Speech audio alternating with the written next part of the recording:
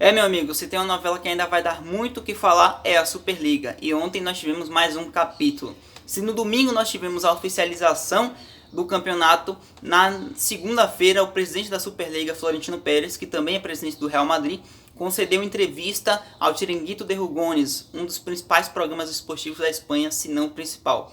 E aí a gente tem alguns pontos que a gente levanta dessa entrevista. Primeiro, a gente já pode tirar o impacto que essa oficialização causou. A gente sabe da reação que isso gerou, dos jogadores que se manifestaram, como Gary Neville, o próprio Cantona. Você tem jogadores aposentados e em atividade como o Ozil, o próprio Richarlison. Muita gente se movimentou, e principalmente os torcedores, né? Que é as pessoas que menos foram contestadas ou perguntadas sobre essa criação, obviamente. E aí a gente parte desse pressuposto e vê também que isso chegou aos dirigentes, obviamente, tanto que um dia após a oficialização, o Florentino Pérez já concede entrevista para majoritariamente falar da Superliga. Isso não é muito comum, é raro a gente ver um presidente de uma organização do futebol conceder entrevista, um presidente de um clube, e o Florentino imediatamente após a oficialização já concedeu entrevista. E além disso, a gente pode ver a calma e a tranquilidade que o Florentino trata esse projeto e que para ele é praticamente inevitável. É certo, digamos assim, que isso já vai acontecer. A gente sabe que a Superliga, os times, eles já vinham conversando sobre essa hipótese há bastante tempo. A gente tem informações de que em 2009 já existia conversas, 2011, 2014, muitas informações, mas obviamente isso deixa claro que essa ideia já vinha de algum tempo. Mas, segundo Florentino, a pandemia só fez essa oficialização se apressar. E hoje, segundo o mesmo, a organização já tem como fazer, como dar início à primeira temporada já em 2021, em agosto de 2021. E isso cai como uma bomba, né, no cenário europeu, principalmente porque a UEFA ela se posicionou totalmente contra e entrou em rota de colisão. Desde a oficialização, a UEFA emitiu notas oficiais promovendo ameaças de que vão punir os jogadores que participarem da Superliga, deixando-os de fora de competições por suas seleções, tanto Copa do Mundo, tanto como Eurocopa, deixando claro que vai punir os clubes que participarem disso, e lembrando que a UEFA tem a FIFA ao seu lado e as organizações nacionais, ou seja, promovendo possíveis banimentos da Champions League para esses times que participarem, promovendo rebaixamento, segundo a UEFA, por parte das federações, o que é muito improvável. Todas essas punições elas barram em um limite tanto contratual, que os clubes têm até 2023 no mínimo com a Champions, ou seja, é muito difícil que a UEFA possa banir o Chelsea, o City, o Real Madrid já dessa UEFA Champions League, como foi citado, dando um possível título ao Paris Saint-Germain por WO, digamos assim. E é muito difícil por essas questões contratuais, e isso é demonstrado pela fala do Florentino. Ele cita, é impossível, é juridicamente impossível, não se preocupem com isso. Ele inclusive banca de que os jogadores não serão punidos, de que os clubes não serão punidos, e o que deixa claro que há muito investimento ali por trás, há muita certeza do Florentino sobre o que ele está fazendo, e há muita certeza de que vai acontecer o campeonato. Ele ainda chega a tratar a Superliga como a salvação do futebol. O Florentino fala em tom de desespero, em tom de urgência, de que os clubes, mesmo os maiores clubes da Europa, estão próximos da falência. E aí essa declaração soa como, poxa, como assim? É meio assustador pensar que clubes como Real Madrid, United, que são movidos a dinheiro, estão próximos da falência. Mas o Florentino cita, inclusive, desgastes financeiros antes mesmo da pandemia e principalmente após a pandemia. O Real Madrid teria perdido 400 milhões de euros em valor, tanto de arrecadação e tal. E ele cita, ele indica de que esses clubes estão realmente necessitados e que a Superliga vem com uma salvação do futebol para o que seria para ele. Mas a gente sabe que muita coisa envolve a Superliga. Tanto que não só esses jogadores se manifestaram, as instituições, os próprios torcedores, mas os clubes em si menores, muitos se manifestaram contra, bancando realmente que é um absurdo essa criação dessa Superliga, muito por conta do formato. A gente vai chegar aí daqui a pouquinho, mas além desse impacto, dessa reação tanto negativa, quanto do próprio presidente ter que vir à tona e falar sobre isso, mostra de que essa novela realmente tem muitos fatores para serem analisados. A gente sabe que a UEFA não está bancando e ameaçando essa criação e os clubes que participarem por benefício dos clubes menores ou coisas assim. E isso acontece indiretamente, porque na Champions League, por exemplo, você tem pré-fase de grupos de que países de todo o continente europeu participam, você dá chance e você dá premiações para esses clubes por passarem de fase, você deixa eles participarem, você dá mérito esportivo para os melhores clubes de cada respectivo país. Você dá chance deles conseguirem aumentar seu valor, você fatalmente proporciona isso. Você tem os próprios clubes menores na fase de grupos, de menor impacto a nível europeu, mas que se conseguem uma vaga nas oitavas, a premiação ajuda muito esses clubes, porque são clubes que, se os grandes estão próximos da falência, segundo o Florentino, imagine quem está lá embaixo dessa fila há bastante tempo. É o que o Florentino banca, inclusive, dizendo que a Superliga, por mais que tenha passado inevitavelmente essa visão de fechada e que beneficia só os grandes, o Florentino banca totalmente o contrário, dizendo que é uma liga solidária e que isso vai ajudar diretamente os clubes menores. Mas chega um momento da fala que ele cita: se os grandes não têm dinheiro, os menores também não têm.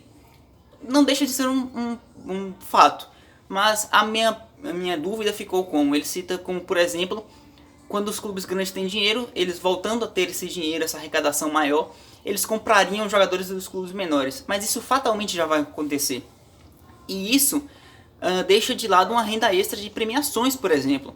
Se não há participação de clubes menores na Superliga, eles não ganham dinheiro por participação, por premiação, que eles ganham em competições como a Champions. Se restringe a essa renda extra ser somente com venda de jogadores, com os clubes se virando nas suas ligas nacionais, que, por exemplo, uma liga como a Liga de Portugal, da Turquia, a arrecadação é bem inferior. A Turquia talvez até não, pelo continente populacional que acompanha o futebol. Mas aí você pega uma Bélgica, uma própria Holanda, o rendimento é muito menor, e aí essas competições europeias, além de serem muito tradicionais para alguns clubes desses próprios países, como Benfica, Porto, Ajax, elas surgem como renda extra. Não se restringe somente à venda de jogadores, que parece para o Florentino ser a solução. Mas isso tira muito do que a arrecadação dos clubes pode passar por. E, além disso, a gente tem o formato, que eu coloquei aí na thumbnail, que é um formato de uma ideia boa, que eu acho que é inegável, que vai acabar acontecendo em algum momento, mesmo que não seja essa Superliga agora, que a UEFA consiga resistir à pressão que o conjunto de clubes fará, que é inegável que eles farão, e que pode muito dar certo, porque a única carta na manga que a UEFA tem, eu acredito que seja a vontade dos jogadores de jogar uma Eurocopa, de jogar uma Copa do Mundo. Isso se a UEFA conseguir fazer com que eles não joguem pelo menos uma Eurocopa para servir como exemplo, porque segundo o Florentino, os jogadores não devem se preocupar, vamos ver se ele vai ter como bancar isso. Mas tirando isso, você não tem como imaginar uma Champions League gerando a mesma receita que gera sem a participação de 15 clubes dos principais, se não os maiores da Europa, que é o que a UEFA banca inicialmente, que vai banir, que vai eliminar os clubes, que vai tirar seus jogadores, e não iria para frente isso por muito tempo. Por mais que a UEFA conseguisse manter uma temporada, o valor cairia muito de mercado, de lucro, de interesse, porque tiraram os maiores. Isso aconteceria em todas as competições da UEFA. Então, além disso, né, tirando isso, eu acabei me perdendo um pouquinho, mas é o fator do Florentino ter dado a certeza. E tirando essa questão de um único plano da UEFA possível ser esse, é inegável para mim que vai acontecer o torneio, porque a transparência que os clubes cobram da UEFA, ela não existe. É fato de que a UEFA não dá o lucro que eles esperam, segundo o próprio Florentino. Os clubes podem ter direito a muito mais, porque eles que geram a competição, isso é fatal, mas a UEFA não é transparente quanto a valores, não é transparente quanto a situação comercial, a UEFA não diz nada, e os clubes querem. E os clubes gerando e gerenciando a própria liga, tudo vai na mão deles, toda a parte comercial, todos os valores, toda a distribuição, e ainda mais quando você tem um investidor como o Banco Americano, que dá 6 bilhões de dólares somente para o início dessa competição. Esse investimento é o que respalda muito essa criação. Mas, além disso, como eu coloquei na thumbnail, que eu vinha falando, né, é uma ideia boa, que eu acredito que vai acontecer inegavelmente, mas em um formato ruim. Eu acredito que, no mínimo, o formato tem que ser mudado, porque ele é injusto. Ele tira o mérito esportivo. Ele restringe 15 clubes principais que, independente da campanha que fizerem, por exemplo, esses 15 do Arsenal, faz a pior campanha, convidam mais 5, que o projeto é 15 permanentes, e mais 5 por mérito esportivo, convidados que fazem boa campanha aqui na Premier, uma aqui na França, deve ser mais ou menos assim, de um de cada principal liga, eu imagino inicialmente, né? Também a gente tem que citar aqui, o Florentino está muito aberto ao diálogo, então talvez até esse formato mude, o que eu espero que aconteça. Mas você tem os 15 principais, que eu acredito que é o principal ponto de que a liga não vai abrir mão, que eles acreditam que esses 15 dão visibilidade. Mas o Arsenal faz uma pior campanha de um desses 5 que entrou, e fatalmente ele teria que ser eliminado, ele teria que sofrer a consequência disso, mas não. O Arsenal, mesmo que sofresse que tivesse uma pior campanha, ele continuaria na próxima só pelo nome, pela visibilidade. E isso é contra o mérito esportivo. Você não pode agir assim e achar que está sendo justo, e achar que está sendo solidário com o futebol porque vai distribuir, comprando jogadores, vai distribuir o dinheiro. Mas você está tirando a chance deles participarem, está tirando a chance deles ganharem premiações, está tirando patrocínio, está tirando visibilidade, está tirando muitas outras coisas que negociações não cobrem, não ajudariam, não resolveriam o problema.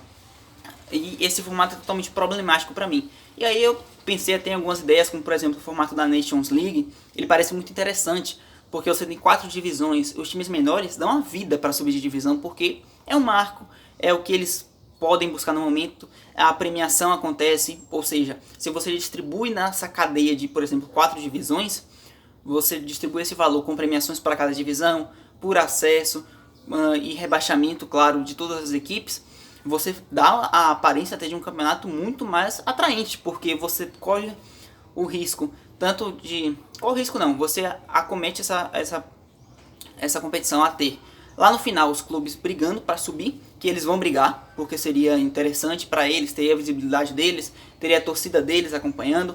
E na primeira divisão você tem os clubes se matando por um título, porque desses 20 clubes assim seriam os maiores da Europa, e 5 cairiam e 5 teriam que dar o seu máximo para não cair, seu mérito teriam que se manter ali. Eu apoio que desses 15 não haja essa permanência por nome, mas sim por mérito.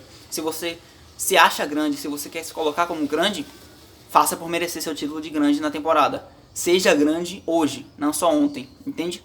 E então tem essa possibilidade. Eu também cheguei a pensar em um formato de 4 em 4 anos, que seria muito mais atrativo como competição, dos clubes se prepararem a longo prazo para isso. Mas claro, na questão financeira esse projeto é barrado, porque você tem os clubes precisando, segundo o Florentino, do dinheiro agora. Mas no geral, a ideia é boa, a ideia vai acontecer. É muito difícil que isso não aconteça, porque a UEFA não vai ter muito como segurar. E mesmo que não seja agora, os clubes um momento vão chegar e dizer, olha, vai ser nosso, e acabou a UEFA. E aí tem as relações com a FIFA, que se chegar na FIFA e conseguir se entender melhor, aí que a UEFA cai por terra mesmo. E além disso, dessa coisa de vai acontecer, é inegável que o futebol caminha para isso, e que, claro, a única coisa que há de ruim, inicialmente muito ruim, é esse formato. Se o formato mudar, a gente pode ter uma competição muito interessante, que pode ser diferente da Champions. A Champions vai fazer muita falta, obviamente, os momentos que a Champions proporcionou, as situações, os encontros, os grandes jogos, as memórias. É inegável que marca gerações, inclusive marca a minha. Eu tenho muitas lembranças da Champions League. Mas, no geral, essa ideia, até se ela se adaptasse para Champions, eu adoraria, porque perder aquele hino seria trágico para o futebol. Se você entra em acordo de justiça para os clubes e a UEFA tenta se manter pelo menos ativa, pelo menos em funcionamento, e você dá uma nova cara ao formato de que, segundo o Florentino e os próprios clubes, eles acham que acabou de funcionar, quem sabe temos um caminho também. Bom, vou ficando por aqui, o vídeo já está certamente longo. Agradeço a você que assistiu. Se você não conhecia o canal e está chegando por aqui agora, clica no botão de se inscrever, que tem muito conteúdo sobre futebol europeu aqui para você. Curte o vídeo, que me ajuda demais. Obrigado a todo mundo que já assiste. Esse apoio pode parecer mínimo, você só está clicando no botão, mas quando chega aqui para mim, significa demais, pode acreditar. Valeu, independente de onde você estiver assistindo, curte o vídeo, e não se esquece também de onde você estiver assistindo, compartilha para quem você sabe que está meio perdido sobre essa Superliga, e para quem quer debater também sobre todas essas possibilidades que a nova competição proporciona. Valeu, tchau!